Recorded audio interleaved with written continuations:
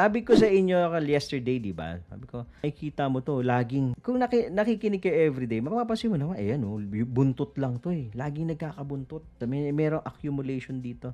May sumasalo dyan. Tapos pag pinibenta rin nila. Humahaba na ba to? Medyo humahaba na to ha. Medyo mahaba na. Pero hindi pa siya conclusive na haba. Ano po yung significance kung humahaba yung consolidation after a dump? The longer the consolidation after a dump, the likelihood na magpapampataas. Longer the consolidation. Why? Kasi po, it means after the dump, yung mga buyers are buying lahat ng mga binabato ng sellers. Sinasalo na nila at a certain level after this big dump na. So, the longer na humahaba po yan, okay, ibig sabihin, the sellers, mauubusan ng pambenta yan. And the buyers, makikita mo, nandyan lang sila, nakaabang lang sila dyan. Pag humaba po, there's the likelihood na pwedeng mag-pump. So, yan ang i-observe natin. Meron pa rin ba chance na ma-break ito? Still, no, pero they have to break it as soon as possible. I-break na nila to kung gusto nilang mag-dip pa pababa. Kasi the longer na mas sumaba pa to, the likelihood na mahihirapan silang itulak pababa. Kasi marami ng buyers ulit. Mga titos and titas, Tito Moves na naman yan. Follow and like for more updates.